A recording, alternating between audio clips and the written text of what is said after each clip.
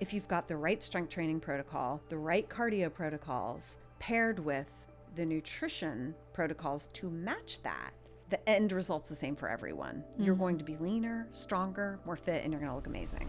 Today we have Holly Perkins back on the show. Holly is a women's health and fitness expert. She has been in this industry for over 30 years. She has worked with so many clients, including celebrities and models, and I just love her blend of science and her experience with working with actual clients. It's so invaluable.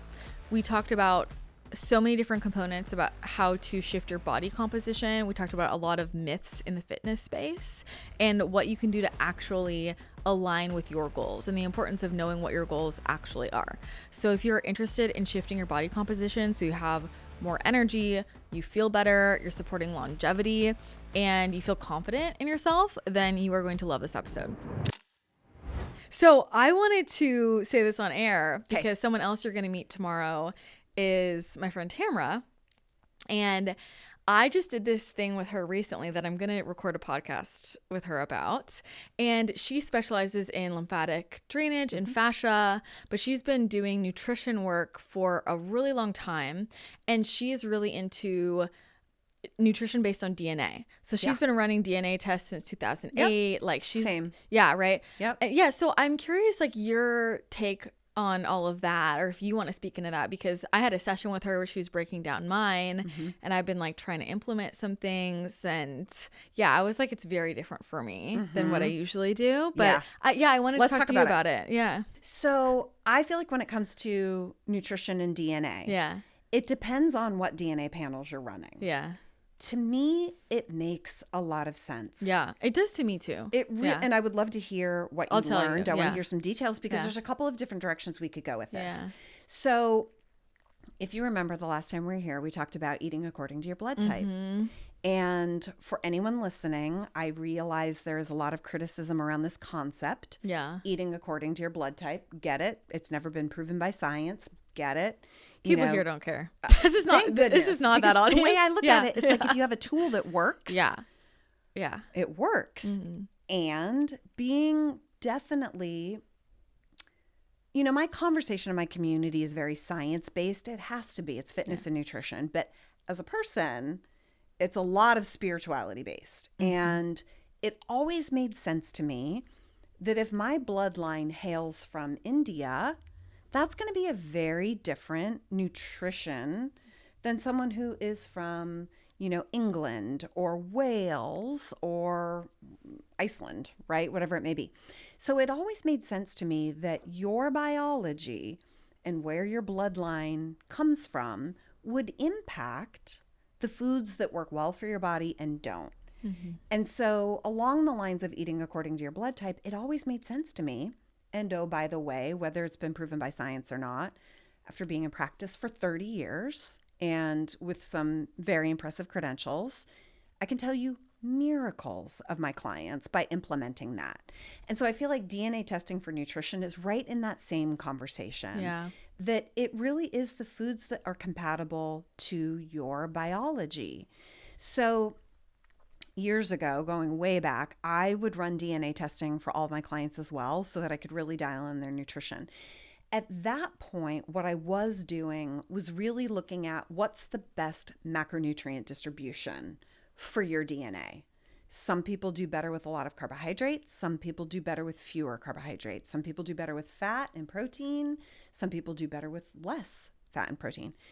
And what I found, I stopped running that DNA test because I have found that it aligned with what I teach along the lines of eating according to your blood type. It always matched up. Every time I would run a person's DNA for their nutrition, it would match what I would have taught for their blood type. So I quit running DNA testing because it just became a part of my protocol. If you're an A, you need more carbohydrates and less fat. If you're an O, you get to have more protein and more fat, right? I put specific numbers to it. Yeah. But I feel like it's in that same conversation. So it makes a lot of sense to me. I did not dive deep into, are sweet potatoes better for you than oats or brown rice, and really getting into food items but I want to hear about your experience. Tell me what you learned, because Yeah. Well, it's interesting because I forget when this was. Like, I feel like it was like 2015 or something. There was this boom of these different companies who were like, send in your DNA and we'll give you a report. Yep. And at the time, all those companies would reach out to me. So I got all these reports. And so what she shared actually, it wasn't different than what those reports said, but I had never had somebody explain it to me. Mm-hmm. Having someone explain it to me made me think a little bit differently about it, because I got these reports and I thought, you just say this to everybody, you know what I mean? Sure. Especially if they look the same. Yeah. So, but anyway, there's a lot that came up, and it was very validating in a lot of ways. She told me, she's run more DNA tests than anybody in California. Literally, she goes to give talks to physicians to train them in this, and she's been doing it for a long time and seen a lot of people. And for her, a lot of people that come to her have really stuck inflammation. Mm-hmm. That's why she's so into it. And she's like, and she told me, she's like, I've seen this a million times. People finally eat this way and they just drop a ton of inflammation. And that was her story too. And she was like, I'll tell you, knowing what I know about you, it makes sense, because you're one of those people where if you are not so dialed in, you're going to get so inflamed. Mm. And she told me, she was like, I've been doing this for a long time, and like exercise wise, she's like, I think I've only seen a result like this once. Like, it's very niche. Mm-hmm. So diet, essentially the suggested macronutrient ratios were 35% protein. Mm-hmm. No one's surprised. 20% fat, and then 45% carbs. Are you an A? I'm an O. You're an O. Okay. Isn't that interesting? Okay. But I'm like, give me the macronutrient.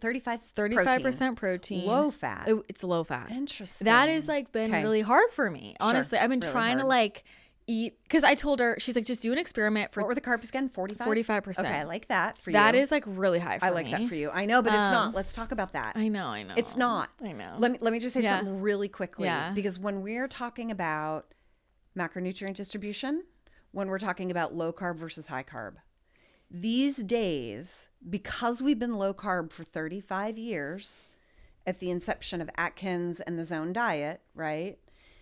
We have started to think that low carb is actually ultra low carb. When we look at like our nutritional organizations and what they deem as a category, 40% carbs is actually low carb. Yeah. We've, as a society, been so low carb, we think of that as high carbs. It's not. Yeah. That's low to moderate. Above 50% carbs is what they consider high carbs. 55, 60, 65. That's wild. Right? It's wild. And so I say that because when people hear, oh my gosh, 45% of your daily calories, that's so high carb. It's actually not. Mm-hmm. It's moderate to low according to Homo sapiens. Right. And the biology that we've been in for 1.9 million years. Right. Yeah. So anyway, continue. Well, and that's what she said to me too. It's high for you. I was like, it's so hard. She's like, no, she's like, it's basically like a low carb, low fat, high protein diet. Correct. And I was like, okay, I need to like break my brain a little bit more to understand this. So those are the suggested macronutrient ratios. Okay. And the way she shares it is she goes through, it's like 15 different genes that she highlights per section, like nutrition, fitness, other lifestyle factors. Yep. And she was like, for context, for most people, they have like 2 or 3 that are kind of against them. Mm-hmm. Like, she's like, literally all 15 of these are against you. It was like that in every category. Sure. And she was like, so I'm just telling you, you're one of these people where you have a lot of very specific things with your body. So it makes sense to me. Yep. Because I also feel like with different practitioners I was working with for a long time, I felt really like gaslit, because I was like, my diet needs to be very dialed. Like, I know when I'm super specific, I feel amazing. And then when I go a little bit off, I feel horrible. Mm-hmm. And everybody was just telling me like, that means you have an eating disorder. Honestly, like this was something infuriating. Yeah, I've had to really unwire it. And like, it's something over the last 5 years I had to kind of really heal from. I realized how much indoctrination like came from different functional medicine practitioners, nutritionists, and different people I had worked with to heal, and all these voices in my head that like if I was dialed, I was disordered. Right. And the reality is when I would always think back of like, when did I feel my clearest, my happiest, my most balanced? I was dialed. Yeah. You know, and so that's a whole topic that we can probably get into. Yes. But that was the diet. And then for the exercise recommendations, it was that, so it kind of breaks down what's the best exercise style for you. Yep. And then for strength training specifically, Yep. what are the best rep ranges and like weight, blah, blah, blah. Cardio, So, same. Yeah. Yeah. So she was saying like, she was like, you know, you're built like you could be a really good athlete. Like you have equal fast twitch and slow twitch muscle fibers. And the recommendations were like moderate weight, moderate reps, like moderate sets essentially, which is not different. Probably moderate everything for you, I would bet. Yeah. Moderate everything. But the main exercise recommendation was that the whole thing was you need vigorous exercise. So like MET score over 6 always. So she was saying like you need to have your heart rate go above 70%, come back down. She's like very like HIIT style, which is just not how I've ever trained. Yeah. Which is tricky, by the way. Yeah. It's very tricky because if you do it right, if you have the right prescription and you're watching your heart rate and you're watching your minutes, when we talk about HIIT or sprint training has become a very popular term these days. And when we talk about sprint training, we don't necessarily mean running sprinting. We mean high intensity, low intensity. In the vein of that conversation, though, I would argue if you are precise about it, you're looking at your heart rate, you're counting the minutes, you're ensuring the right recovery, it can be magic. It can be amazing, and it will probably make you feel amazing. Yeah. The thing is, it's so easy to get it wrong. I know. And that is why I tend to be a critic of HIIT workouts, because so many women are getting it wrong. They're not looking at their heart rate. They're not looking at the number of minutes. They don't know their real heart rate intensities where they should be, where their aerobic threshold is, where their anaerobic threshold is. And so you can mess it up easily. And that's where it gets draining, fatiguing, catabolic. That's where you start to get in hunger, food cravings, sugar cravings. And so I hear you, but I bet like if you were able to take that report and get really precise and do it once or twice a week, you might find it's like miraculous for you. Because I think you and I are the same that way. It sounds like you and I have a similar report, and it sounds like the type of reports that I always used to run on people. There's a lot of different companies now, but it sounds almost exactly the same. And when you do it right, like it can be so good for you. But by the way, it could also be a vigorous yoga class. Yeah. You know, if you're doing like a vinyasa class, that you really do get your heart rate up. That's one of my favorite ways to get exertion. In almost like an interval training, but also in a really generative space. Does that make sense? For sure. Yeah. And she had mentioned that too. And I've been, you know, it's had my brain go a lot of different directions. And I was also thinking about, again, like when did I feel my best? And I was like, I used to do like 2 HIIT sessions a week. And then everybody told me that was bad for me. So I stopped doing it. I'm like, but I actually felt great with that. And I think the context of like, it really resonates with me, this idea of like, it's about exercising in alignment with your genes and your body. And like, that's actually what's going to lower inflammation. Right. You know, because I also feel like, you know, for so many years I did all the things that are supposed to lower inflammation and it didn't work. Right. So, yeah, it was just like really, really eye-opening. And it's interesting because, and I don't know what you hear mostly from like your clientele or your audience, but I know kind of on my corner of the internet, it's a lot of like, everybody just do Pilates and we all need to slow down, Pilates and walks. And I mean, I know how you feel, you know, I feel the same, and I think, I'm all for like, I think a lot of women are like, used to be doing, you know, Orange Theory 6 days a week and it's completely out of control. And I know we touched on this last time, like a little bit of intensity we need like for our heart. You must have it. Yeah. Well, and also by the way, like why is it either or? Yeah. Why is it carbs are good or bad? Why is it intensity is the best or the worst? Yeah. That's the world that we live in because of sound bites. You have to pick a side, right? But the truth is, and this, I struggle with this as an expert, as a thought leader. Being divisive and picking a side sells, and it gets you your corner of the internet. But the truth is, that's not how the human body works. I know. We are not all or nothing. We actually aren't one end of the spectrum or the other. And when we look at the human body, you're exactly right. A human body needs intensity. You must have intensity. That's the only way that you can improve your cardiovascular fitness, right? It's the only way that you can improve your VO2 max, which we know is a marker of longevity and the quality of your life. And so you need them. The question becomes the precise heart rate values for the precise protocol that you're following. If you get your protocol right for your body, and oh, by the way, for your health stage, because I would argue there were times where you probably were struggling with adrenal fatigue, it's not a great idea if you are in a cycle of remedying fatigue, whether we want to acknowledge, adrenal fatigue is a real thing or not, right? There are people that claim it's not really a thing. I disagree. People here think it's the thing, so. Of course. Yeah, and I do too. Yeah. It's like, well, we're energy people, right? We're energy insufficiency. people. We know when Correct. we're drained. We know when our Exactly. energy is low. So it's like if a listener is in the season, which you and I both Yeah. have had, where it's like, I'm struggling with feeling exhausted, Pilates and walking would probably be really beautiful for you in that season. But that doesn't mean you might not get some really powerful benefit from the right interval training. Yeah. And that's why I like to use the word interval training rather than HIIT or sprint training. Those are interval training. It's interval training is what it is. And we know the cardiovascular system needs moderate steady state, low steady state, and interval training in order for you to be optimally healthy and optimally fit. You have to be doing some intensity work. But the intensity work could come from a heavy set of squats during your strength workout. That's interval training. It could be a yoga class that's a little bit more intense if you love yoga. If your Pilates does get your heart rate up for some of the time, that can be interval training as well.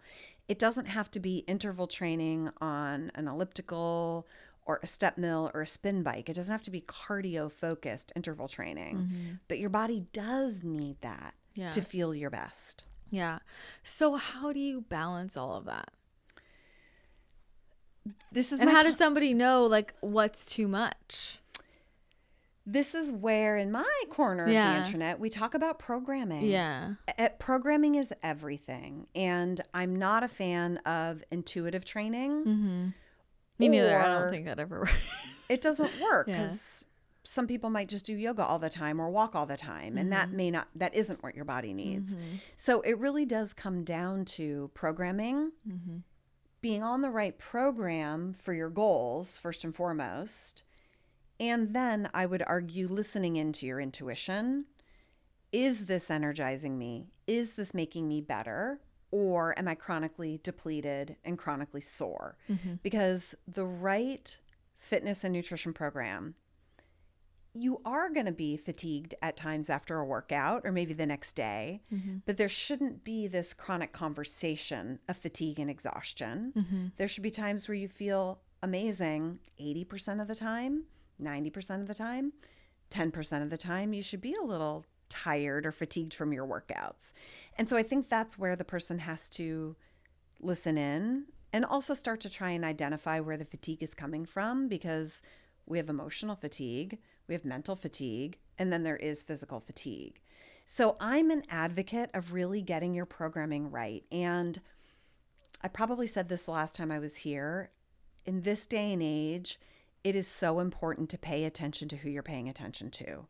There are a lot of voices and influencers that either don't have legitimate credentials or don't have the years of experience in the industry to really get this piece of the puzzle right. And do your due diligence to make sure that where you're getting your programming is from someone who's a bona fide expert, who works with humans, who has a long track record of doing this, because there are scientific principles of what your programming should look like.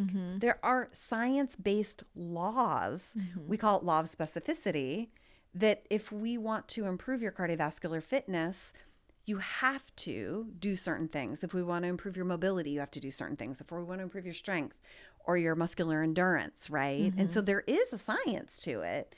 And so it's making sure that the pieces of the puzzle are in place. And if I were to distill that down simply, this is something I'm going to be talking about in my Muscle for Life workshop. This is one of those things that I'm going to be breaking down in terms of what your programming should look like to improve your body composition. I argue that's the metric that matters the most. Looking at your body composition to make sure you have the right amount of muscle as to the amount of fat that you have. And when you know that, your programming should support it. It has to include muscle building. It should include some muscular endurance activity. That could be yoga or Pilates, muscular endurance. It does need to include 2 kinds of cardiovascular-based activity, which is steady state, moderate intensity, and then some interval protocols that get you into that higher intensity. You have to have those pieces in your program if you're going to be well balanced. 2 things to that. One, what's been interesting is since I got this is only a couple of weeks ago. Okay. And it was also over holidays. And so, I wasn't fully whatever, but I was like, let me just give this a shot because I have not done anything high intensity in a while. And I had been over the last few months, feeling just not super excited about my workouts. And I was like, do I have adrenal fatigue again? I feel really whatever. And over the last few weeks, I've been doing, a couple of higher intensity, just with my body weight, just to see how I feel. And I'm literally my energy levels are up so much higher. Yeah. And I'm yeah, wild. Absolutely. Wild. I'm not surprised. Yeah. I'm not surprised at all. And I'm exactly the same. No surprise there either. You and I are Yeah. so similar. But absolutely. And that is exactly why those protocols are shown in the science to be supportive. Yeah. Because your heart rate does need to get into these higher intensities. Your heart needs that. Your blood pressure needs that. Your blood vessels need that. We need that. There is a value in intensity. You just have to get it right. Yeah. Yeah. Well, it's also, spiritually, I'll channel on what does the body need? And the way they describe it is a little bit different, but it maps on everything scientifically. But it's you have to be well balanced energetically. You have to have something to release energy. You have to have something that stretches you and lengthens. You have to have something that builds strength in your, you have to have strength, right? The energy of strength. And you have to have, they say shaking, right? If it's lymphatic or it's bounce, it's there has to be something there's flow, right? So you're creating all of these energies. And so it all makes sense to me. And since these results, I've been telling everybody, and my hairstylist, he was well, it makes sense to me because you're doing so much energetically. You probably need something high intensity to release it. Yeah. To fire you up, excite you on a biological level. Yeah. 100%. Right. And that is what that exercise does. It's it supercharges the battery. It gives you this rush of energy. Yeah. However you want to define that energy. Right. Yeah. And so it makes perfect sense to me that if a person is always doing mellow, low intensity, that type of approach with their physical body, that is all you're giving the physical body. So if you do need to sprint across the street to miss an oncoming car, you're not going to have that capability, right? And the human body really is designed for all of it. We are designed for bouts of intensity, balanced by flexibility or mobility, balanced by, it's the yin and the yang. Yeah. Right? It really is. You do have to have both to really be optimal. Yeah. I understand personally why everybody wants to just pick one thing and do, I'm the same way, honestly. I'm I just want to do one thing and not have to think about it. But that's the reason why I think most people don't have the results they want, or the health they want, or even the body they want, because we do need to have that variety and be hitting those different angles. And something I wanted you to speak into is, like I said, I've been talking to some of my friends about it, and I've had, at least 5 of my friends who are over the age of 40 make a comment as soon as I say this. I'm oh, well, my DNA was this exercise wise. Well, that will never work for you when you're over 40. And so I was I need to have you speak into that. Because I know you have a lot of expertise in that stage of life. So maybe you can speak about that a little bit. Where do I even begin? So, because everybody says this. Everybody's like, after whatever age, no more high intensity ever. I see this all over the place. I know, I do too. And this is, again, it's the trouble with sort of the media world that we're in. Mm-hmm. You got to pick a side. If you want to get ears and you want people to listen to it, we need to be staunchly on this side or that side, because there are other experts like a Stacey Sims who does talk about you need intensity. And we in the science of human performance, exercise physiology. My degree's in exercise physiology. My degree's not biology. It's not physiology. It's exercise physiology. And I went to the Pennsylvania State University.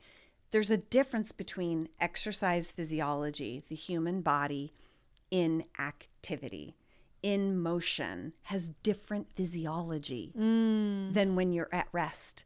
That is why I didn't study biology. I studied exercise physiology because they are completely different. And so we know, again, it's like, again, it goes back to programming. When we talk about blind intensity, whether that's HIIT workouts, spin workouts, running, sprinting, whatever your flavor of a hard workout is, right? There are parameters to that have to match your life stage. The younger you are, if you're hormonally optimal in your 20s or 30s, you're able to handle more intensity, right? But that does apply for each life stage and each decade. I will always say your physical activity training needs to change each decade. In your 20s, it should be different than your 30s, different than your 40s, different than your 50s, 60s, and 70s. And I have clients in all of those age ranges. Even shout out to my beloved Carmen's turning 82 this year. So every decade, your training has to change. And what I would say to that is, what you did in your 20s will not work in your 40s. It will burn you out. It will be too much. You have to get smarter with the type of intensity work that you're doing in your 40s, 50s, and 60s because of the change of estrogen. So as your estrogen comes down, and I think we talked about this last time, estrogen is protective. It's the master anti-inflammatory. It helps to control inflammation in your body. So as you move towards 35 and beyond, your estrogen is going to first fluctuate, but then it's going to start to decline. And so if you're in your 40s or moving into your 50s, your estrogen is declining, assuming you're not doing HRT. A lot of women these days are. But even if you are, it still is hormone replacement therapy. And you might not really be optimal because nothing can really substitute for the real, right? Your own natural estrogen. So as your estrogen changes, you really do have to get smart with intensity, because a little too much intensity really flares up that systemic inflammation because of the loss of estrogen. That doesn't mean intensity work isn't important. It means you need less of it and you need to be more specific with it. And generally people, when they're in their 40s and 50s, when they say that, like in your 40s, you can't do any intense work, it's because they were doing too much intensity for too long or too frequently at too high of a heart rate. There are parameters, right? Again, this is science. And so generally the women that speak that, I don't want to disrespect them or, say that's not true. They probably just never got their intensity right to have the experience that you and I have. Those bouts of intensity a couple times a week supercharge me. And if I don't have it, I'm mellow. Yeah. I'm this all the time. And as soon as I put in a couple of those bouts of the right amount of intensity, I'm like, I breathe, my energy comes back. I feel like a battery that just got recharged. And I think that's most people. Yes, that's unique to me, but still every human needs some of that. And so I don't want to gaslight these people that you hear this from, but they just didn't get it right. Give them a few more years because too much low intensity, just walking and gentle Pilates and gentle yoga, you can't preserve muscle doing that You certainly will never build muscle doing that. And in another couple of years, when your muscle mass declines, you're going to feel the symptoms as a result of that. Yeah. Well, that kind of leads me into, you know, before we started recording, you're like joking about Jill, and you're like if somebody wanted to be slender like Jill, or like a beefy toast on that, right? If you want to look more like athletic. And I know like this is kind of the basis of like understanding body composition, right? But how is it different? Because I think people are trying to adjust things based on the body they want, right? Like the body composition they want. I think that's what they're trying to do. And they're like, well, I noticed that women who look like this do this, right? Which a lot of that is more whatever. They're like naturally that way. I don't know. So I think that that's where a lot of this low intensity stuff has come from. And I do know there's been a real, like a lot of people have experienced, okay, like I pulled back my intensity and I lost a lot of inflammation, so I look different. But then, you know, it's like, well, it's just because you were doing too much sometimes, right? But there must also be other adjustments you make, like with strength training, for example, depending on somebody's body composition goals, right? Or no? Yes. Like how do you account for yes that? and no. Yeah. So part of that conversation is about somatotypes, the structure of a body. Jill is a classic ectomorph, right? It is really hard for her to put on muscle. Part of it is she's got very long limbs. Let's not forget we are upright, walking bipeds resisting gravity. The taller you are, the longer your limbs, the harder it is to build muscle, right? You've got to move those weight loads across a greater distance. And so a lot of those like beautiful body types that we see on the social media, certainly the women that really are able to build beautiful muscles, most of them are under 5'6" or 5'5". It's a lot easier to build muscle when you're below 5'5", 5'6", right? And so part of what we're talking about is your sort of natural body type. Are you more of an ectomorph? Are you more of a mesomorph? And I do believe in that. I do believe I see body types. A client of mine whose family hails from Germany looks very different than a client coming from Japan, right? Whose family lineage is from Japan.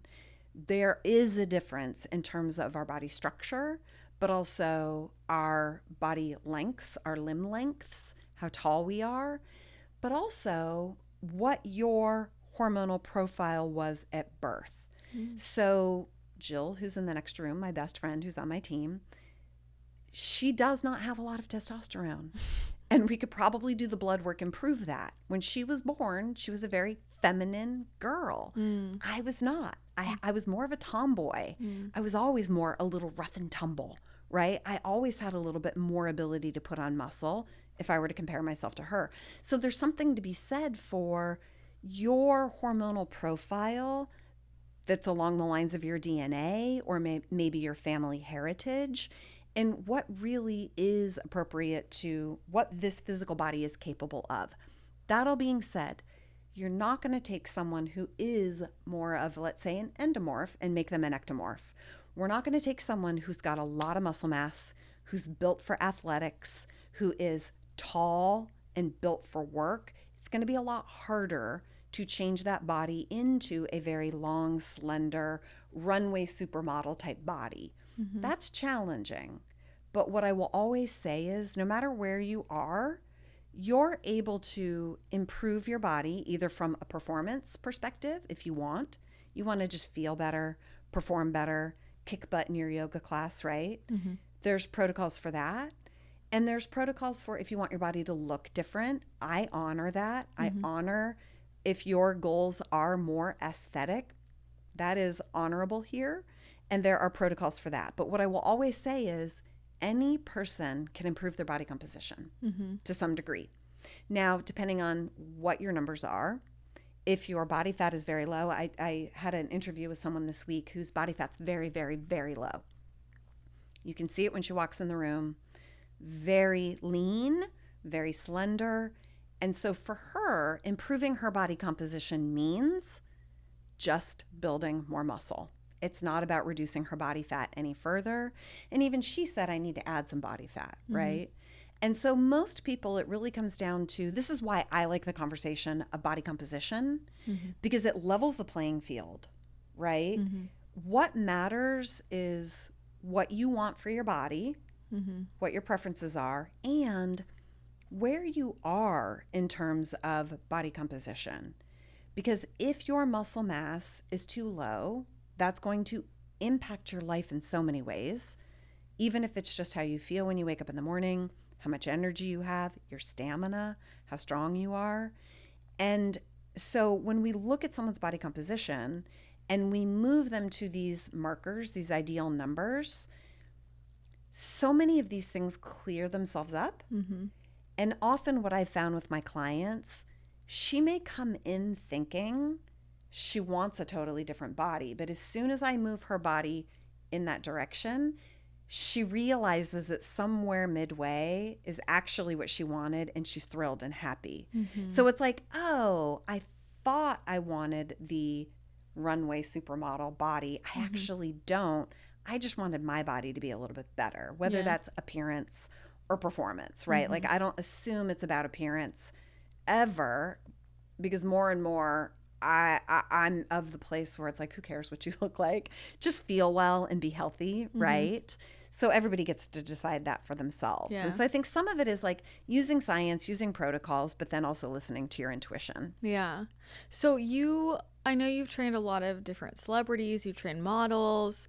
Do you train the type of person that's on camera differently than like the average person? Yeah. So like, can you tell me more about that? Like, what are the differences? Yeah, absolutely. I mean, part of it is, so I think a great example is Carly Kloss. I trained her for a period of time.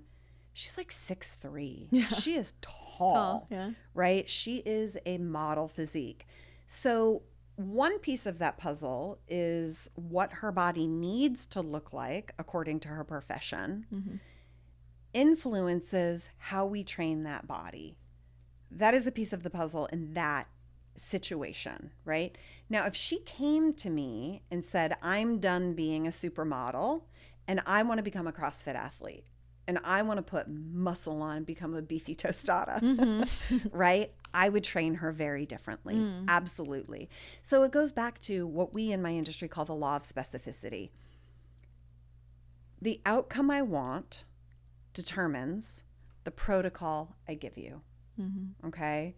And that is law because it's based on physics. For me to put muscle on you means one thing. For me to not put more muscle on you is another thing. And I've had clients in all of those categories where it's the supermodel who really struggles to put muscle on and wants more, right?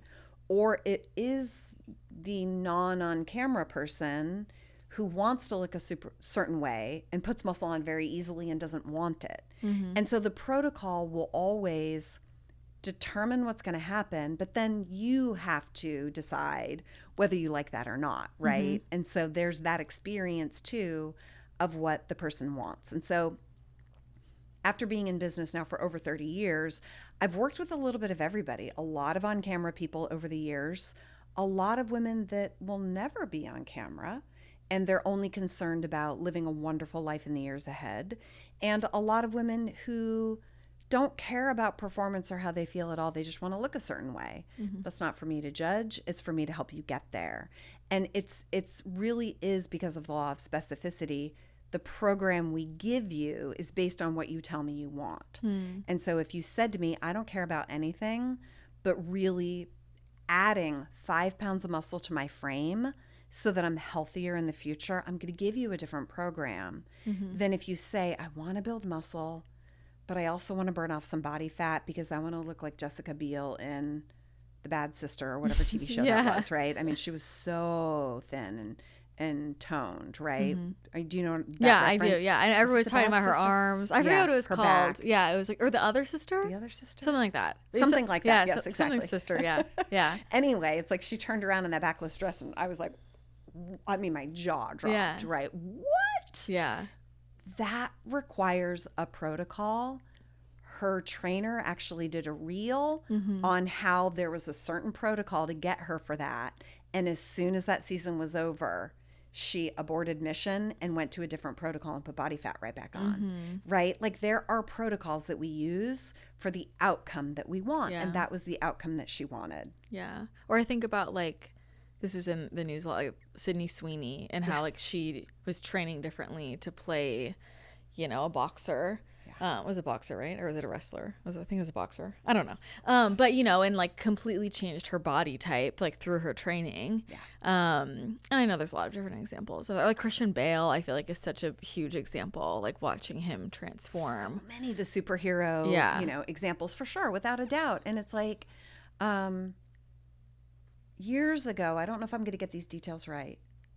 Years ago, I was called by a studio executive and was interviewed to be the trainer for Hugh Jackman. He was getting ready for a role where he really had to be like 300, you know, like ripped.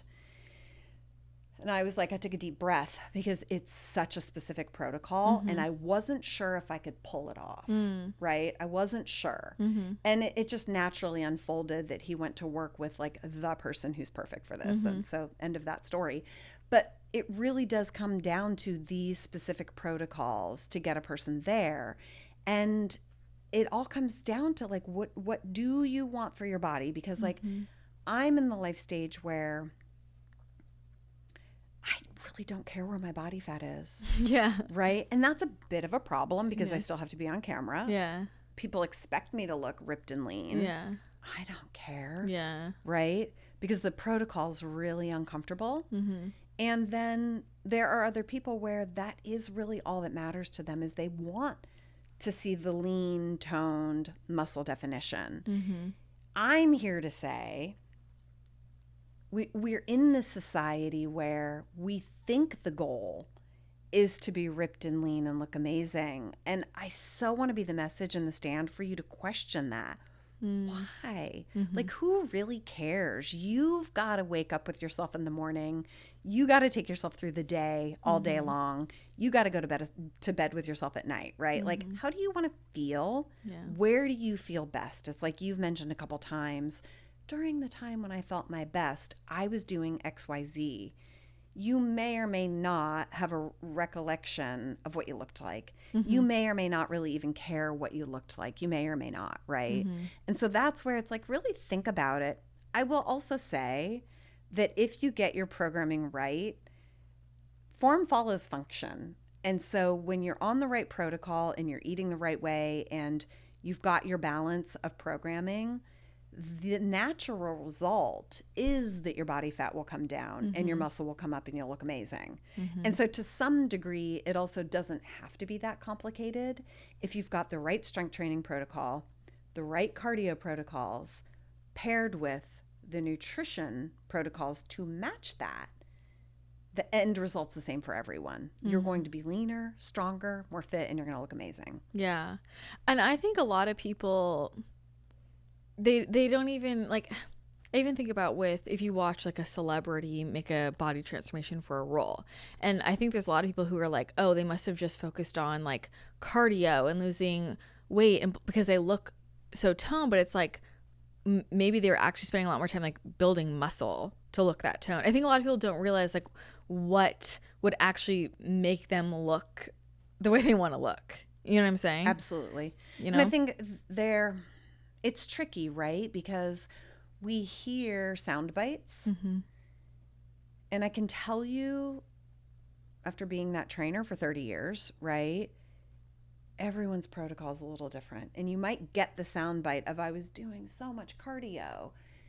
That doesn't necessarily speak to the amount of strength training they were doing or what the nutrition was. Yeah. And I agree with you. I think that when we see these big transformations, especially if it's in the direction of smaller, tighter, leaner, ripped, skinny, we assume it's starvation and cardio. And that's actually not what works for me. Yoga and strength training get me in increasing my carbohydrates, believe it or not. Yeah. Get me ripped faster.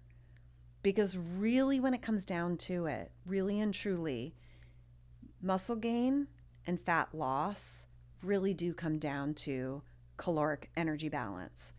And so a lot of the protocols can work. There are many different protocols that could work, but if the transformation we're talking about is smaller, tighter, leaner, ripped, lower body fat, it's a caloric deficit that gets you there.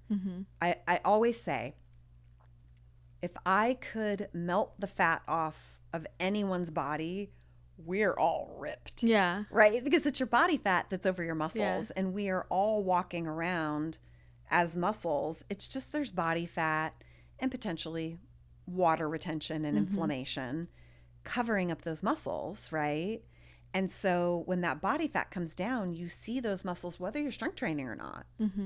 But there are telltale signs when the person isn't doing the right strength training to get there. We will see, I mean, I will see that. I don't know that the rest of the world will see it, but when you've been looking at bodies for 30 years. Like what kind of signs?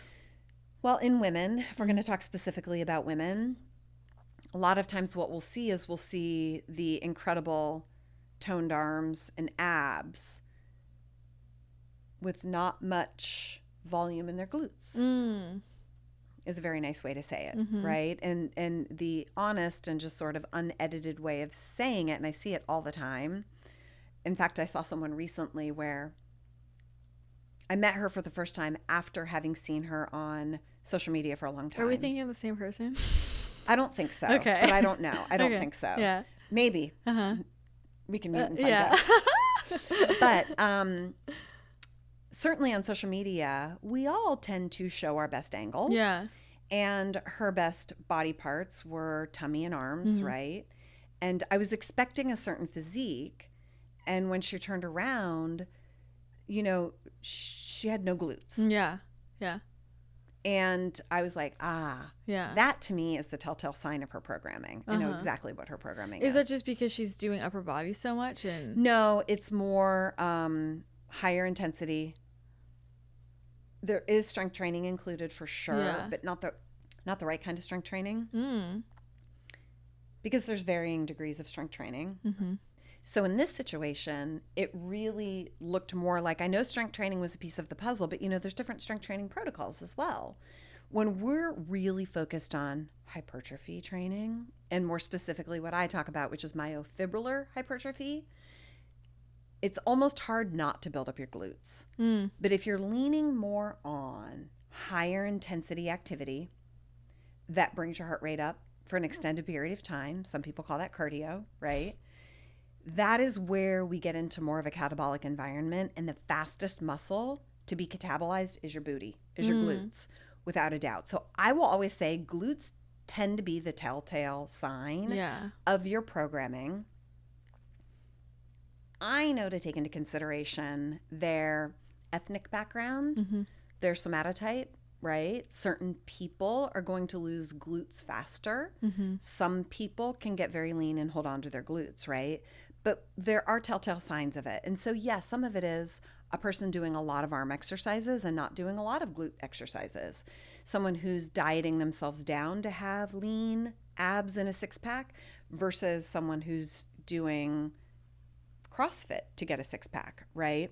And so there's always a telltale sign if you know what to look for in terms of someone's programming. And I get it right most of the time. I mean, that's a gift of being in this business for so long. But certain activities are more catabolic. And really what that comes down to is how high is your heart rate and for how long. And again, I say this a lot, like if your protocol is right when we talk about intensity work or interval work, we can get your heart rate up into a higher heart rate range. But if you keep that time down low enough, it can be very anabolic. It's that fine line of too high for too long tends to take you into more of a catabolic metabolism. It's already so hard for women to build muscle. If your programming is so catabolic, it's so hard to put muscle. It's already so hard to put muscle on for women, even if your programming is like perfectly dialed in. Yeah. So why does it go to your glutes and not your whole body or like your arms too?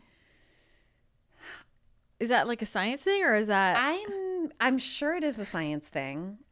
I'm sure I don't have the exact answer for Yeah. you. I'm But like, is that like, oh, that person's like doing the row machine a lot? So they're like, here's like, what I kind would of say. movement would cause that? Exactly. Here's what I would say, right? And I'm sure if I spent an hour, we would pull up all of the research to show this. Here's what I would say, though. Your glutes are designed to be the largest muscle group in your entire body by volume. Okay, glutes are 3 muscles for the most part. And they are supposed to be the most voluminous of your muscles, okay? The biggest muscle group. That's the first thing. So that volume of muscle has certain metabolic needs and demands, okay? But also needs a certain environment to build it. That aside, most humans don't train their glutes to the degree that they need to increase glute tissue. Now, these days, glute training is really in vogue. And so in the past 3 to 5 years, a lot more people are training for glute development. So put that aside because the rest of the population is severely underdeveloped in their glutes. So in my experience, the vast majority of women, I would say 9 out of 10 women that I work with already have underdeveloped glutes. So here's a muscle group that's supposed to be big and powerful. In my experience, most women coming to me have about half the glute tissue they need, okay? And so when we then go into a protocol that's catabolic, that muscle is going to be the muscle that gets wasted further because it requires significant stimulus to not lose the muscle that's there because it's such a big muscle. So another way of saying it is like smaller muscles like your triceps are easier to change because they're smaller muscles. They require less of a stimulus. They require less volume. They require less intensity. It's a smaller muscle group, right? As compared to this big, huge muscle group of your glutes, which does so much for your body. And so all going back to your question, I want to make sure I'm clear. I'm not saying that if a person's in a catabolic environment, they're only going to lose muscle from their glutes.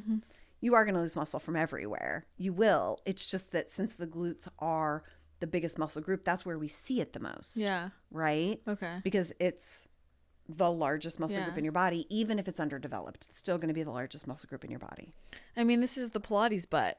You know, everyone's talking about Pilates butt. I mean, I got Pilates butt. I was like, oh, I gotta change this. You know, it's a real thing. Yeah. So, okay, that makes sense. And we see it in yoga too. Yeah. And again, no criticisms here. Yeah. I'm the biggest advocate for yoga. Like it changes my life. I love it so much. But by nature of the activity, Pilates and yoga and running, great examples. And I would even argue to some degree spinning. But those activities, if you think about what you're doing in those activities, you will not be doing movement patterns where the glutes are largely the primary mover under a high load. Right? So like in yoga, you know, maybe like some of the movement patterns or some of the asanas involve your glutes. You'll feel it in your glutes. Your glutes might even get on fire and burn because you're using them.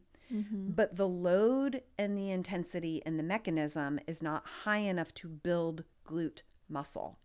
So yes, you're using them and you're going to feel them, but you're not going to be building them because the glutes are this powerful muscle group that needs big volume, big intensity, big loads to really grow it, right? And so you just start to see more of a toned muscle that isn't any bigger or necessarily better or necessarily stronger from certain activities. Yeah. That's why runners, if you look at marathon runners, right? Especially marathon runners, distance runners, most of the time they don't have much of a butt. Right? They don't have a lot of glute tissue.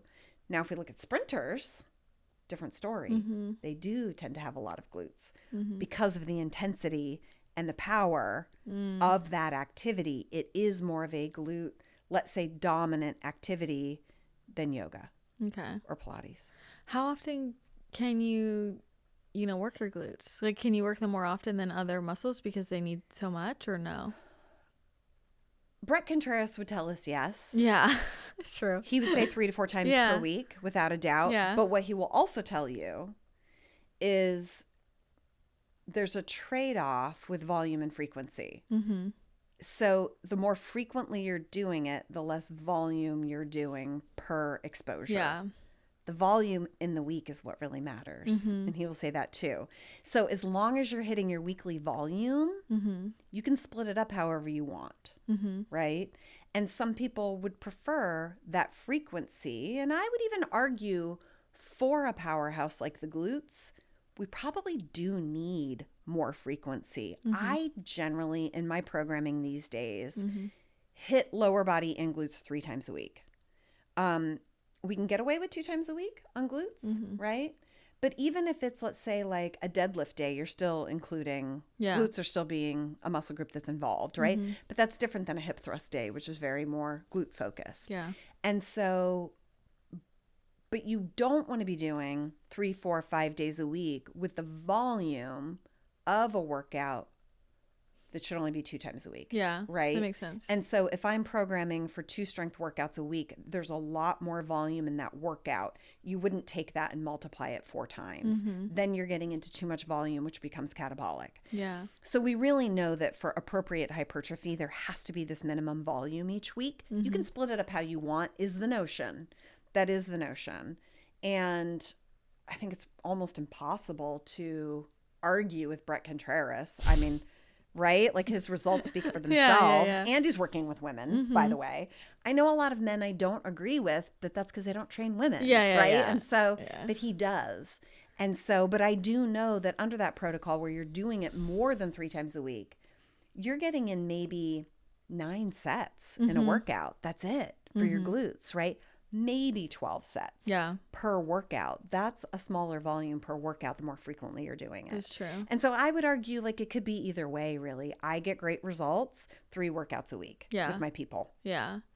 Did we talk about this last time? Have you like read this Jane Fonda experiment article? You haven't?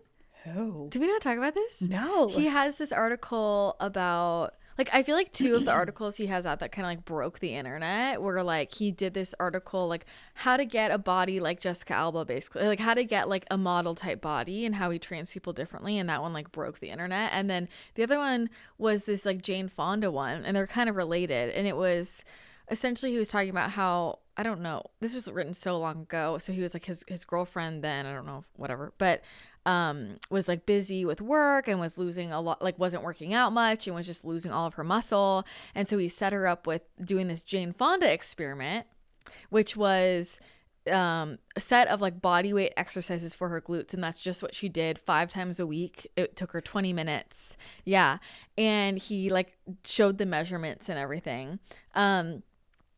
And I was like, this is interesting. I actually ended up trying it. It did nothing for me.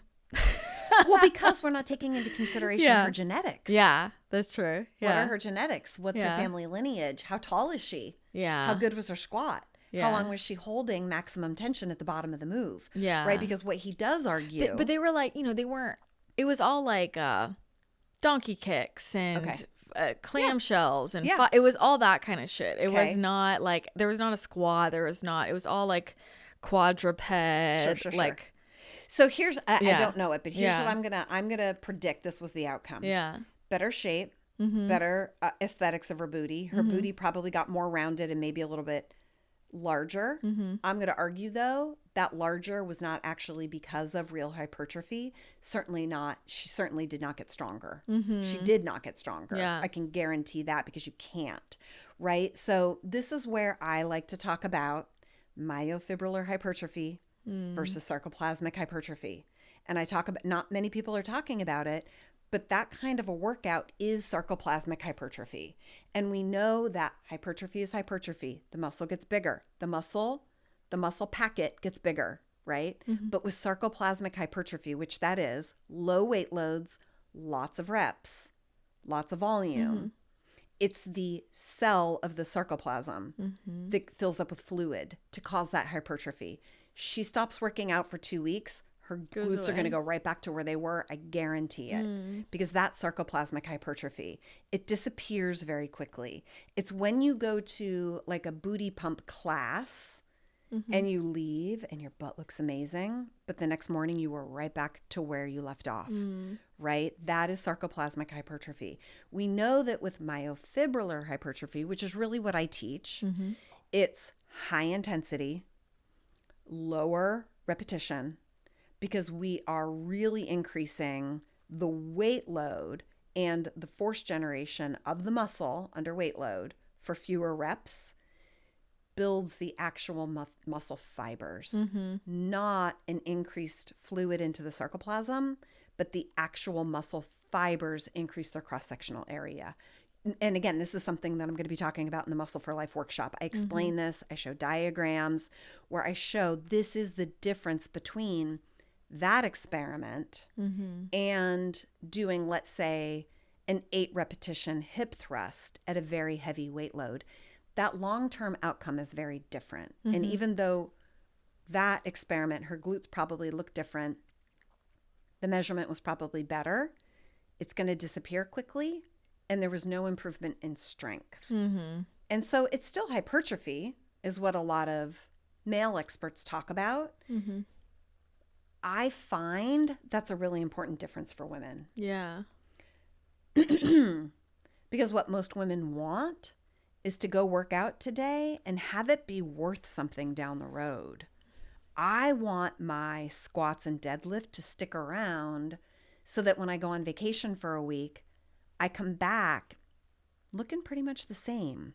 That's myofibrillar hypertrophy, where we have really changed the cross-sectional area of the muscle fiber so it sticks around, right? And so that's, I'm going to go read it and I'm going to find out now. And I guarantee I'm sure, in his analysis, that's exactly what he'll say. Yeah. I know him well enough to know that's what he'll say. He may not talk about the different kinds of hypertrophy because nobody seems to be talking about that. I know nobody does. Why is nobody talking about this? I think I don't understand it. It's a very big, there's a very big difference, especially when we're talking about women, where it's so hard to build muscle already. We need the cards to be stacked in our favor. And that's why that experiment probably didn't work for you. Yeah, probably not. Yeah, I don't know. I mean, I don't have a hard time with muscle. Like, you know what I mean? Like, I don't have a hard time putting on muscle or like maintaining it. So that's probably why, you know.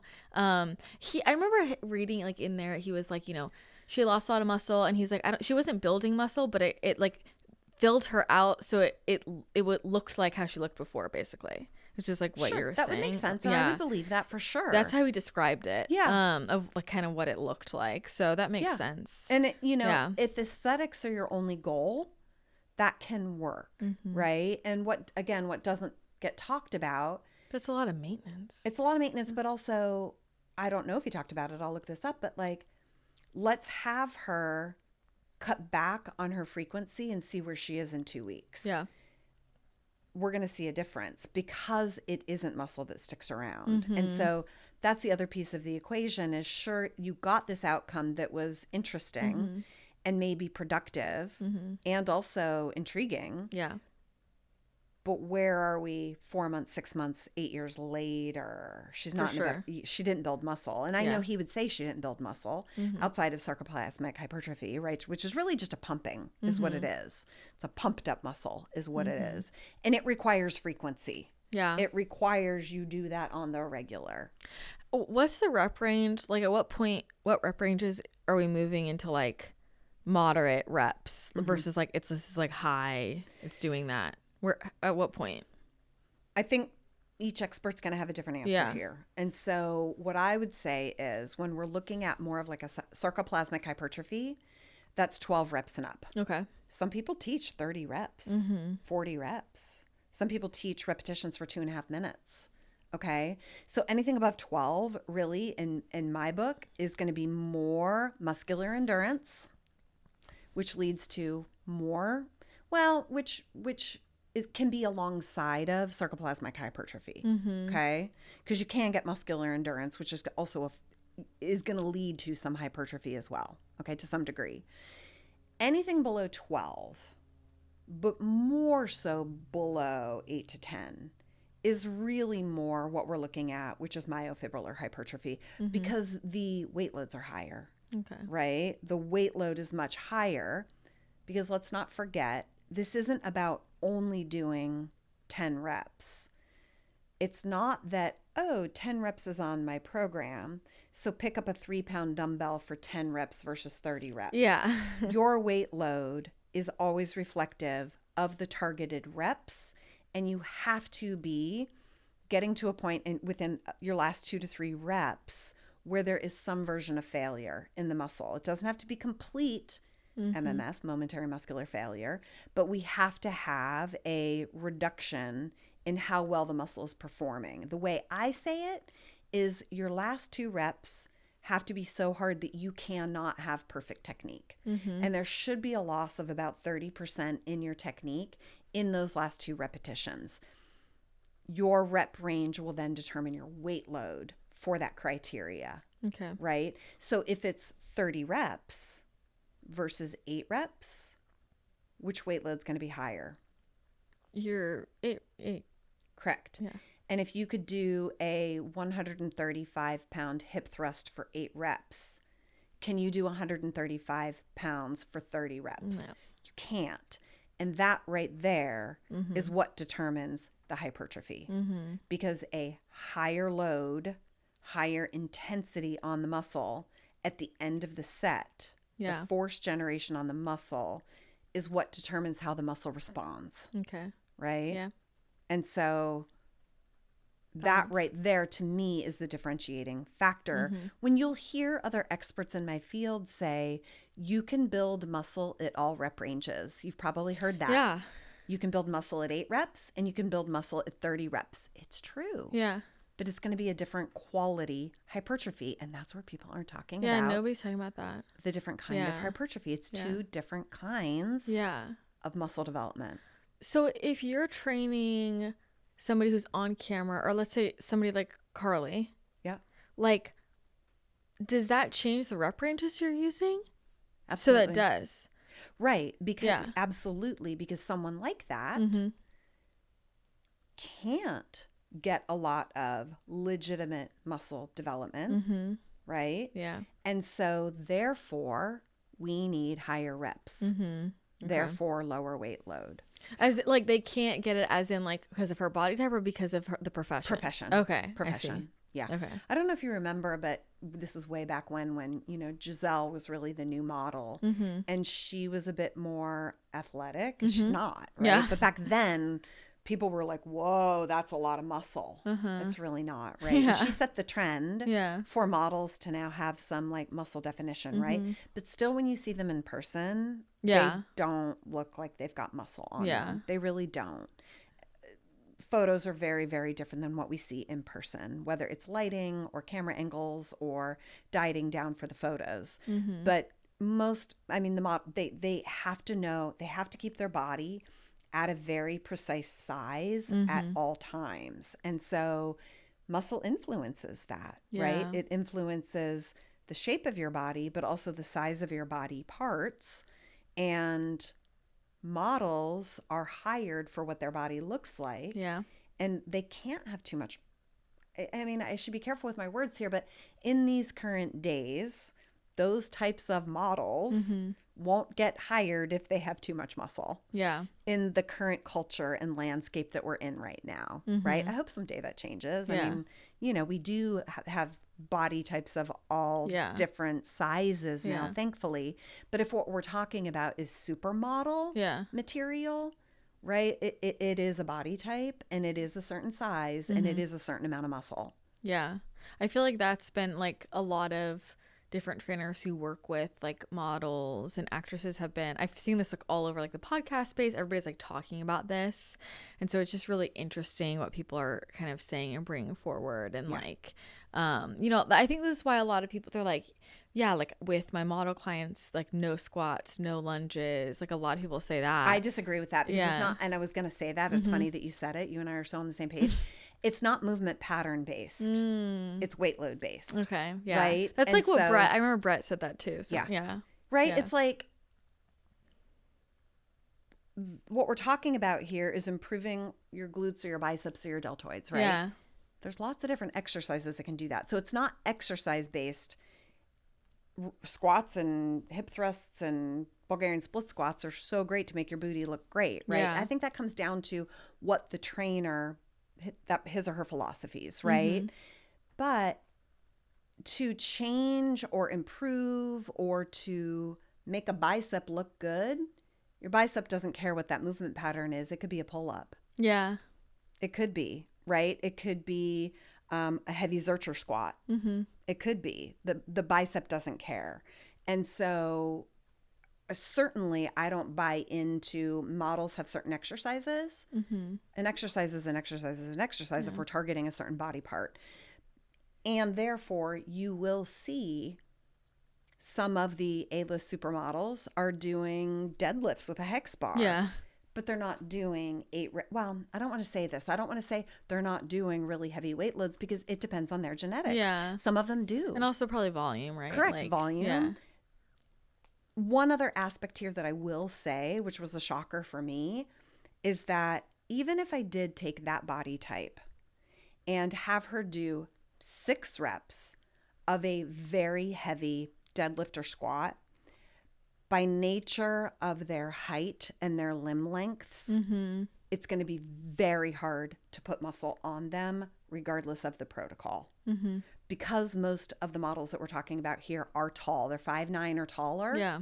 And by nature of height, it's harder to build muscle regardless of genetics. Yeah. That makes Just sense. because if you, let's say you put a 135-pound barbell on the back of a person that's 6 foot tall, imagine that barbell back squat. That person has to cover a lot more inches. Yeah. Okay. As compared to someone who's 5 feet tall. Yeah.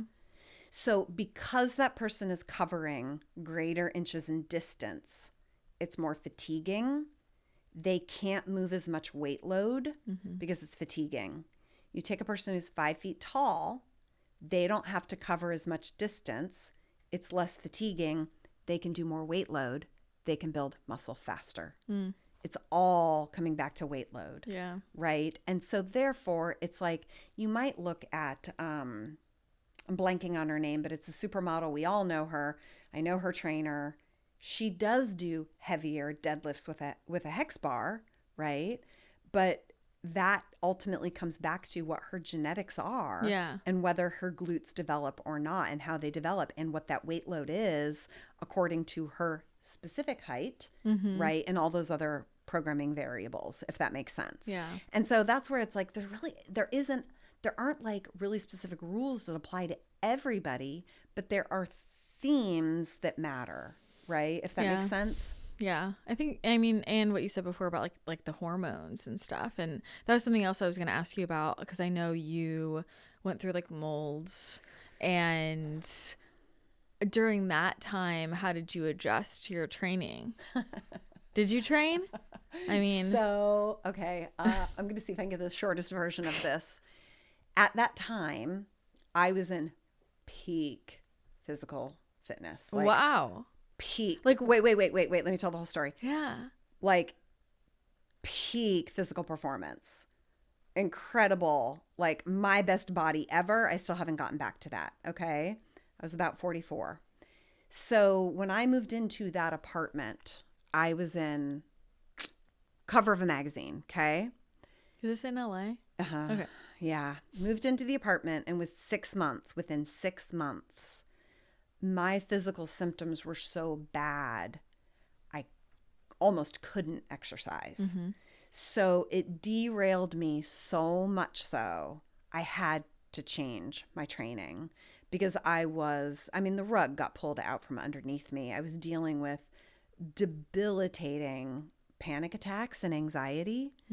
Never in 44 years of my life up until then had I ever dealt with any kind of anxiety ever. Like, never, ever. I was the personality that didn't understand anxiety, and out of nowhere, out of left field, was sucker punched with anxiety, panic attacks, debilitating exhaustion, brain fog, breathing issues, of course, with mold. And so I didn't know what was happening. Okay. No idea what was happening. The only thing I could do was change my training and my diet. So I had to ease up on all of my training. Mm-hmm. What I found out years later, once we got it diagnosed, is that mold is so damaging, so dangerous, so toxic, that at that stage of my life, when my estrogen was probably already fluttering a bit, it tanked my estrogen. Mm-hmm. And so estrogen went way down, which contributed to this whole mess of an environment. And so the only thing, and like I said, until I got it figured out, the only lever I could pull was to reduce the intensity of my workouts, work out less, eat more, right? Mm-hmm. I was having such a problem with inflammation in general. And so just everything had to change. Mm-hmm. Everything had to change. I wasn't able to train as hard as I could prior to that. Mm-hmm. I think that hormones were a piece of it because the mold tanks your hormones. And probably life stage and age at 44, I'm sure my estrogen was weeble wobbling. Had I not been living in that apartment, it would have been a very different end of story, right? But I literally had to just change everything and gain some body fat, right? Mm-hmm. Change my training.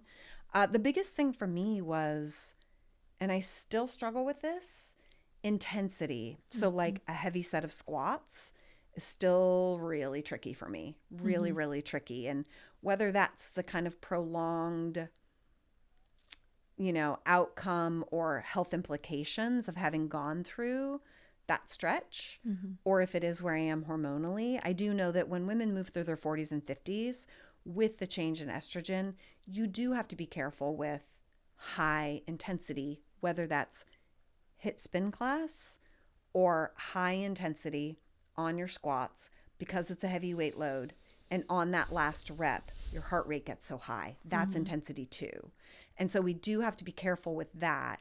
That's the biggest thing I see with my clients, is really finding the highest intensity that we can without being too stressful on the adrenals, mm-hmm. on the hormones, depending on where their testosterone is, on their central nervous system, mm-hmm. that they can recover from, right? It just gets a lot more complicated after 35 when estrogen changes, and for some women, progesterone and testosterone as well. Yeah. Well, I think it's also just complicated if you have mold, and I think that's like a lot. People don't understand. Most trainers don't know what to do with that. And that's what I was asking, because trainers don't know what to do with that. And I know for me, I was working with a trainer at the time, and, he didn't know what to do with that. And I feel like, oh my God, it kind of made me so much worse, and your body's just getting more and more inflamed. And then he's like, oh, well, we should do this. And I'm like, whoa, just. Oh, well, it's further troublesome because there's a conversation out there, especially in male circles in fitness, that HIIT training reduces inflammation. Mm. So there are some trainers that are teaching to manage your inflammation, we need high intensity so that you get a growth hormone spurt, mm-hmm. right, to bring your inflammation down. And while on paper in the laboratories that's true, our real world experience with real humans, with a lot of other variables at play, especially with women, it's a very different thing. Mm-hmm. And in the defense of all trainers, male trainers, mold is very misunderstood, and I don't think anyone can understand it until they go through. Yeah, well, I mean, even with doctors, like most doctors, and a lot of functional doctors don't understand. A lot of nutritionists, don't even acknowledge it. Like holistic, like. And I totally understand that, because that's like a specialty. That is something, for sure. Like I didn't learn about that in nutrition school. Like, why would that ever come up? So I totally understand that, you know, of course. But it's one of those things that if you're going through it, you kind of have to like know, hey, like they probably don't know about this. Yeah. So I might need something very different during that time. Yeah. I mean, I really burnt myself out through that. And then it was like, I was bedridden. Oh, and like I shouldn't have been. Mold exposure is so dangerous on so many levels, so dangerous. And impacts so many different aspects of your health. So for the person who suspects that or is dealing with that issue, you said it really well. It's almost like you have to filter information through the lens of, is this person part of the conversation or not? Because if they're not part of the conversation, they can't understand it or comprehend it. And the other area of life where I would say it's very similar is menopause. And so for the woman around the years of menopause, it's a very similar thing. You really do need to be filtering your information through that lens because it's such a unique biological environment. And if you go on the wrong side of the equation, you really end up in trouble. And then we get the double whammy for people who are, in their 40s and 50s and dealing with mold. So it's like they're on the early years of menopause, perimenopause, and then mold. Talk about a recipe for disaster. I have so much compassion. Yeah, I can't even imagine, honestly. And like, it's not everybody's job to know about all of these things, but it's just like, I think understanding that for yourself, if you're going through that, so yeah, I just kind of wanted to bring that up. I think it's 100%. Important to speak into because I know a lot of people listening have gone through mold or might be going through it. It's so common now. Or don't even know. For me, the crazy thing is, I don't tell this story very often, but this started with panic and anxiety attacks, okay? Like, they started every day at 11 a.m. Clearly, it's not mental, emotional, psychological if it's always starting at 11 a.m. After my workout, right? So I didn't know what was going on, and it was looking emotional. It was emotional, psychological symptom. So I started to see therapists. I went from like one therapist to psychiatrist to social worker to mental health professional after another. And because it looked psychological, it looked emotional. And there was something inside of me that knew it wasn't. Like, I knew I was solid as an emotional person. I knew my mindset was solid, right? Like, this was not a life stress. My life was stressful at the time, but I know it wasn't that. And so I had no idea. And then it turned into this debilitating fatigue. Then it turned into like, couldn't eat. I had no appetite and lost a lot of weight, right? Because I just couldn't eat anything. And so what I say to people is, if you have mysterious health symptoms that are troubling to you, do not stop until you get an answer. And do not let anyone tell you you're crazy or that you need an antidepressant or an anti-anxiety. Now, I'm not judging those either, but don't stop at that answer. Like, that solution can help in your journey. But don't let that be the diagnosis, because depression and anxiety are a symptom. They are a diagnosis, but they are a symptom of something else. That your biology is out of whack some way. And that's the thing we have to fix. 100%. And so don't let anyone gaslight you or dismiss these mysterious health symptoms, because if you know something's wrong, this is how I always say it. You know when you feel amazing, right?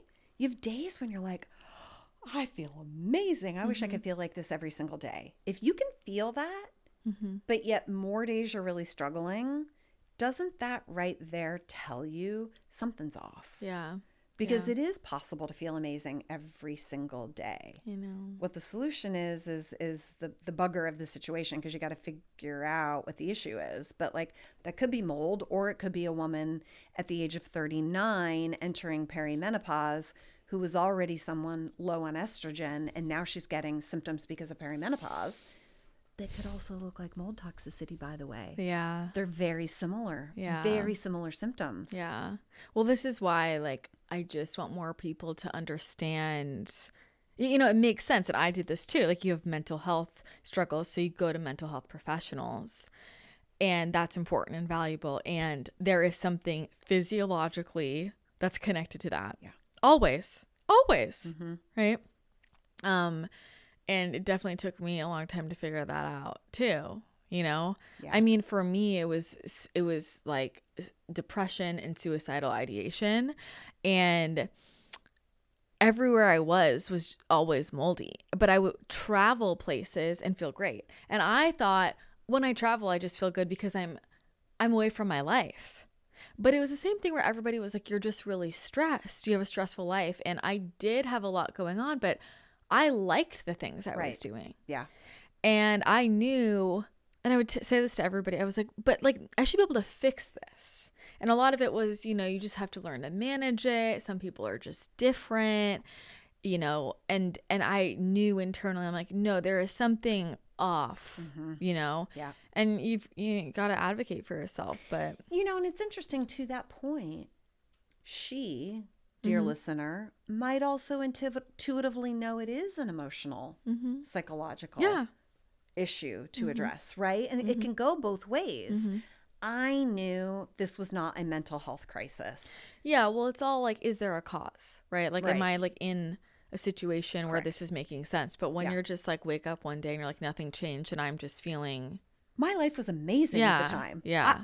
My life was, I was on fire in every single way. So why would it be mental, emotional? Why would it be a mental health issue when I was so psyched for my life, right? And someone might say, well, you're burning the candle at both ends and you're fatigued.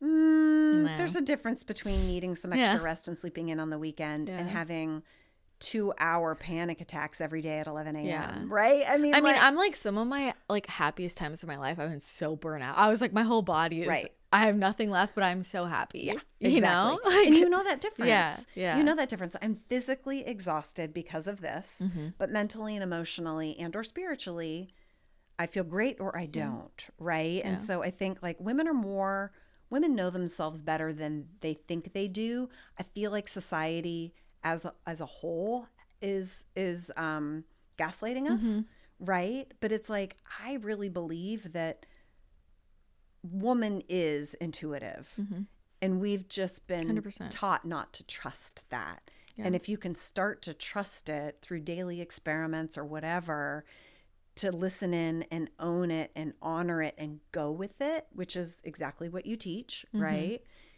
It's really wild. It's just that they go to the famous doctor who's supposed to be an expert who says, no, you're wrong. This is what your problem is. Of course, we would then trust that person because we believe that person knows our body better. And I just don't think that's the case. Yeah, I know. And look, it's one thing, like there have been things, I'm like, I don't really have any intuition about this. My intuition is that there's somebody that's going to know exactly what's wrong. And then they say something, I'm like, okay, that makes sense. It's another thing when I have a deep knowing what it's related to and that person is like, no, you're wrong. I'm like, no, I'm telling you, like there is something here. Like that's a distinction. You know, so, but yeah, I do think a lot of us have been kind of trained to not trust ourselves. And especially now with the internet, you're hearing so much noise all the time about, well, you're doing this wrong and 10 reasons why you're making this mistake. And people are just like, oh my God, I'm doing everything wrong. Can't trust myself. You know, and the thing that is so tricky is like, we get those messages that are divisive and also great hooks, because it gets you to listen. And the thing to understand is that, especially in social media, the vast majority of messages want you to hear their message. And it's being written and spoken in a way to get your attention. And to say 10 things you're doing wrong gets people to listen, right? And psychology works. Yeah, right? Or do these 10 things to be perfect in the world, right? And while I am also guilty of that in my own social media, the truth is, in human world, like nothing is black and white. It really isn't. And that's such a vanilla conversation to be having. I get it.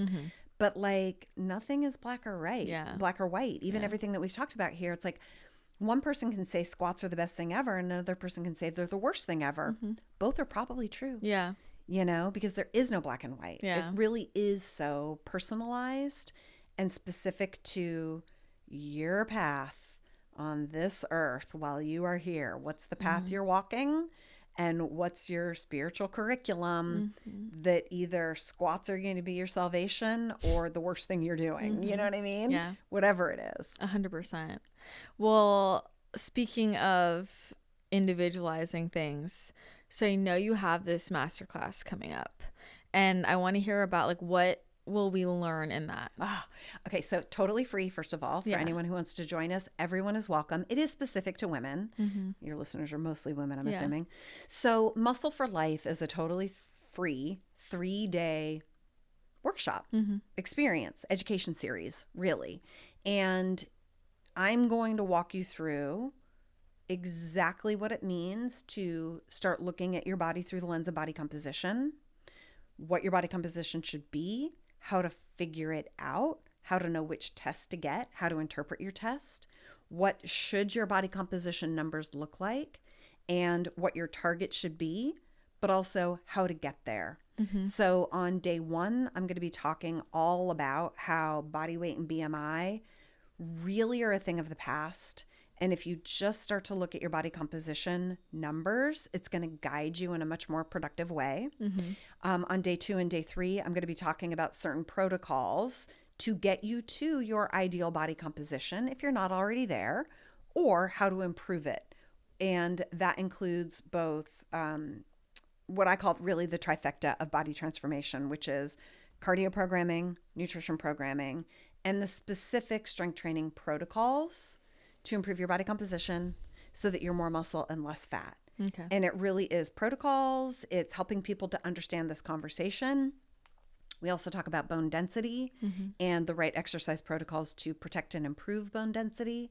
And it really is my sort of like 101 masterclass on how to become more muscle and less fat so that you feel good, so that you have great energy, so that you look the way you want to look, but more importantly, so that you're really banking health for the years ahead. And it is about what you're doing now informs where you're going to be at 50, 60, 70, and 80.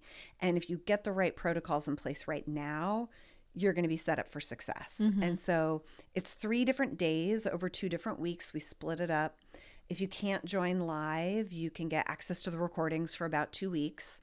Probably about half of our people join live and half watch the recordings. I've done this workshop before, but every single time I do, it's a little bit differently. It's called Muscle for Life. And it's coming Can't up. wait. I love it. I feel like this is really helpful for people, you know. I feel like I've had this conversation more than ever recently. Like so many women are coming to, and I'm like, I don't know what you want me to do about it. You know, it's like with a lot of like perimenopause, and I don't, know everything about that, but I tell everyone like, I think you need like more protein and more muscle, and I just say that and they're like, wow, I feel amazing. Like my mental health, I'm clear. I have less anxiety. And it's like, for sure. Little goes a long way. A little goes a long way. Yeah. And that's not bad advice. More protein and more muscle. Now, you do have to get your protein right because more is not always better. But for a lot of women, getting those 2 pieces of the puzzle dialed in is really helpful. And on that note, a large part of my community and the participants that come to this workshop are often in those perimenopausal years, like 35 and up, really. Yeah. But I have women in their 50s, 60s, and 70s. And we actually do talk about macronutrient distribution and knowing how much protein is the right amount of protein. Because more protein is as problematic, right, as too little protein. Yeah. And so we do have to get these windows right. So we talk about what your macronutrient distribution should look like for improved body composition. And oh, by the way, that goes hand in hand with really optimal health and well-being. And so if your goal is to just feel better, have more energy, be stronger, build muscle, be healthy, feel good, this conversation covers that alongside of, I want to look like a ripped beast in the gym and be super 6-pack abs and a big round booty. We talk about all of that through the context of body composition, numbers, and what your numbers should look like and how to find out. Yeah. And I think like this is the year, you guys, of delegating. This is the year of like we were talking about with style and how it just takes so much off your mental plate to like go in your closet and you just know everything matches. And the same thing with nutrition and exercise. It's like, just let someone else be like, this works. That's exactly what I say all the time. Yeah. Yes. It's like, let someone take that off your brain because you will drive yourself crazy trying to piece it together yourself with all of the free information that's out there. Oh my God. You really will. Pick a philosophy, pick an expert, pick something and stay within that and let someone else tell you exactly what the protocols are. It's the best gift. I agree. Like when I was struggling at one point in my 20s, I have a degree in exercise physiology and nutrition, went to one of the best schools in the world, and was working with A-list celebrities at the time in my early 20s in New York City. But keep in mind, this was before the internet, though. Yeah. Right? So I started my professional career before the internet. Can you imagine that? Do you even know a day without the internet? No, I don't. Do you know? Isn't that wild? So funny. Yeah. Oh my gosh. Maybe when I was like 5. Isn't that crazy? Yeah, it is crazy. Like the first part of my career, if you wanted to learn, you went to Barnes & Noble and bought a book. I mean, I'm honestly jealous. It was kind of nice, but information is power. Yeah. And I'm so happy where we are. And so at some point, I remember I paid for a coach, even though I was a personal trainer. I mean, I was all on the wrong. I was doing everything wrong, honestly. And that's why I felt terrible. But I remember this just like relief. The burden was lifted when I was like, I don't have to worry about how much cardio I need to do. So I'm going to follow what this person's telling me to do. It was the best gift. Yeah. Because I wasn't second guessing myself. I wasn't, should I do strength today or cardio? Maybe I should do yoga. Maybe I should just go for a walk and get my 10,000 steps in. Well, but if I do my strength workout, should I do legs and back or should I do full body? Like taking all of that mental chatter out of your life when there are solutions to let experts tell you what to do. Like, thank goodness for that. Also, it's the best gift of delegation. Yeah, like just energetically, it comes up a lot with clients. I'm like, I don't care if you can figure it out. The whole point is like, you want to be in your feminine to receive. Like, you take care of everybody all the time. And then you're also trying to do it all for yourself. Like, this is why we're out of balance. There's just like an energetic to being taken care of. And being led, like having a masculine container, which is like any support or structure just handed to you, calms your nervous system down and allows you to like keep giving, because it is so different, you know, like to like for you to train other people, then like just have something written out and it's like, I can handle it, you know? So you just follow the program and then you've got so much more space in your life for the things that you really should care about, right? It's different if like you want to become a personal trainer and you're learning. Yeah. But you've got other things in your life where your attention should be. This is not a good place to waste your mental energy, or you're scrolling on social media or following a different program this week and program hopping next week is just a lot of wasted energy for a lot of people when there are great solutions out there by experts in their field to tell you exactly what to do. Yeah. 100%. I never thought of it from that perspective of like delegation, but like so well said. Yes. Everyone successful delegates. Everybody happy delegates. It's just, it's that simple. It's true. You know, streamline our energy. Yeah. So, I mean, certain tasks are so draining for me. So draining. And I'm a DIYer at heart.